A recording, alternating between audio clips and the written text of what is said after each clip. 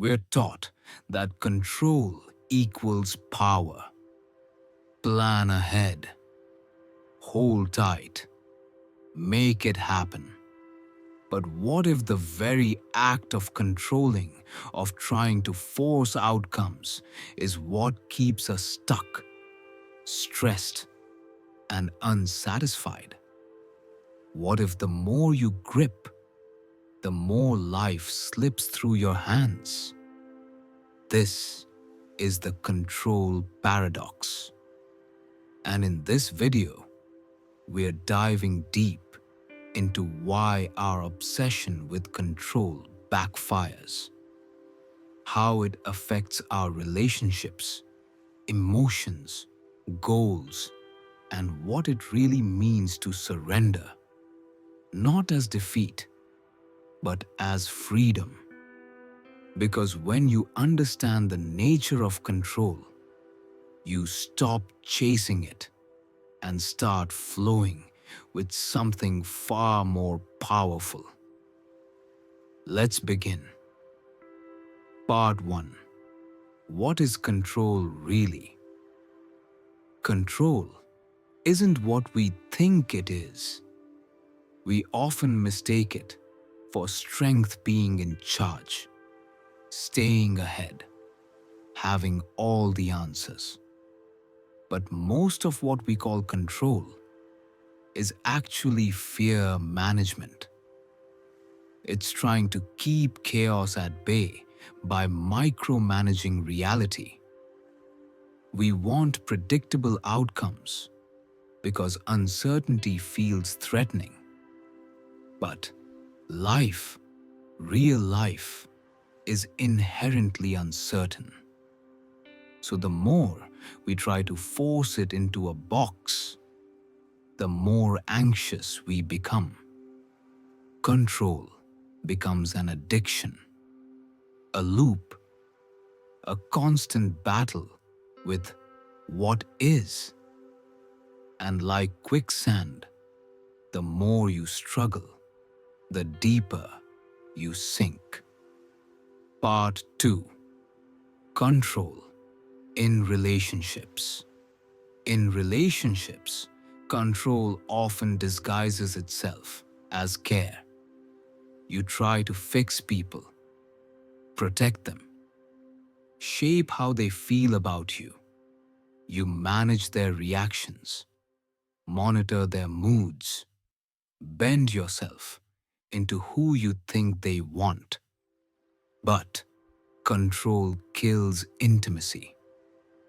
True connection can only exist where there's space to be, to breathe, to change.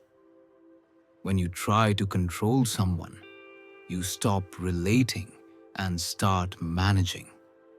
And eventually, they'll feel it. The pressure, the unspoken expectation. Ironically, the more you try to keep someone close, the more they pull away.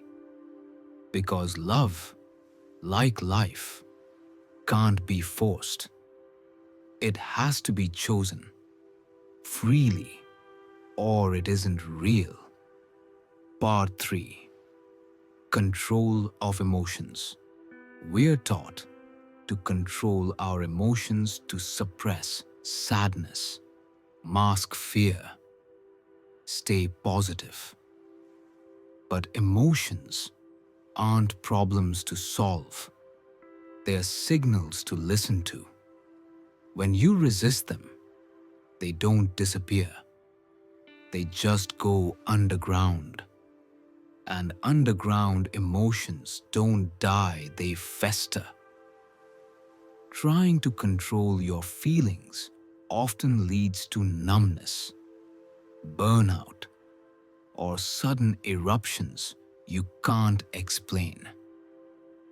True emotional intelligence isn't about suppression, it's about integration.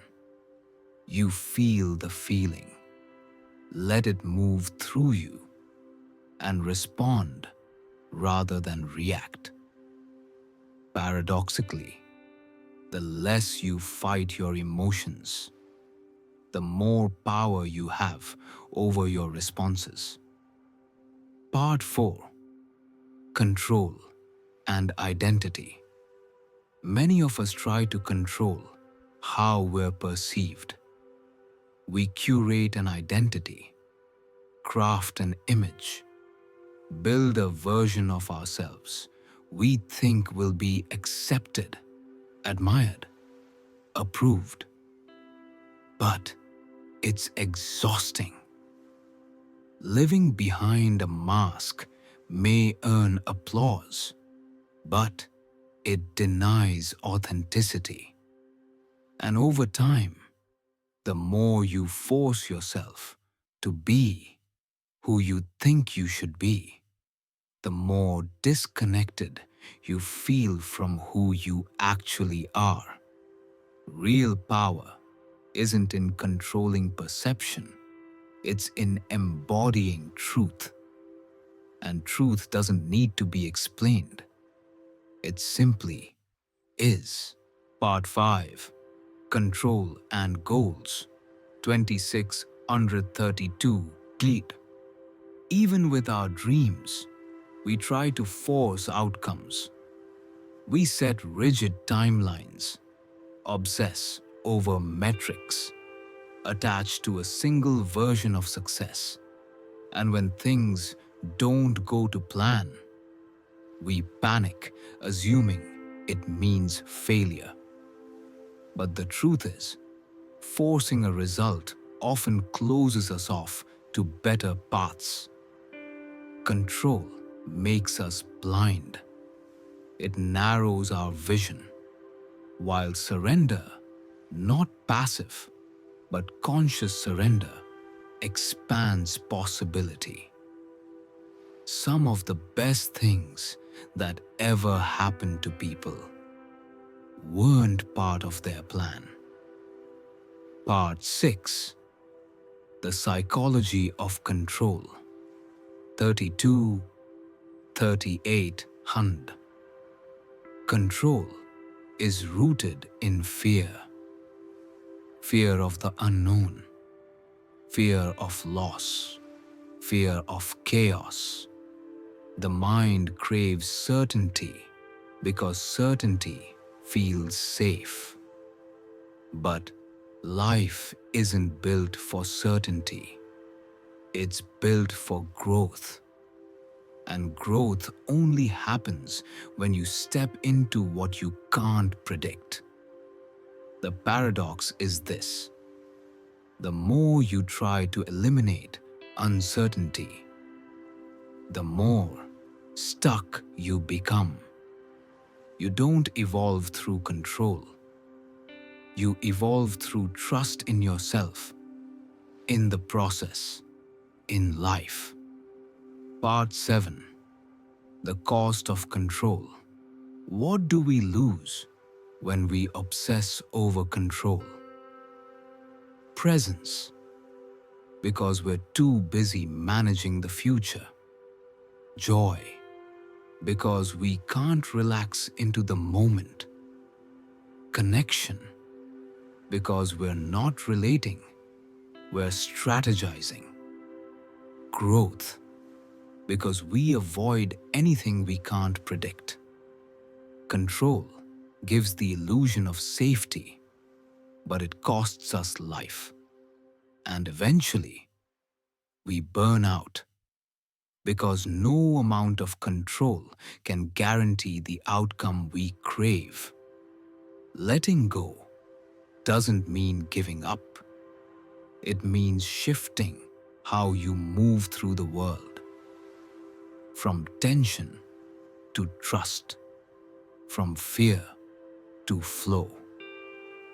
Part 8: How to let go without losing direction. So, how do you release control without falling into chaos? 1. Set intentions, not expectations. Know what you desire, but detach from how it has to happen. 2. Focus on process, not outcome. Show up, do the work, let the results unfold. 3. Be present with what is. The more you resist reality, the more it resists back. Meet life where it is not where you wish it was. 4. Trust your adaptability. You don't need to predict every storm. You need to remember you can survive it. 5. Practice surrender in small ways. Don't control every conversation, every schedule, every detail. Let life breathe. Ending. You don't lose power by letting go of control. You gain it. Because when you stop forcing life to follow your script, you begin to co-create with something bigger than your fear.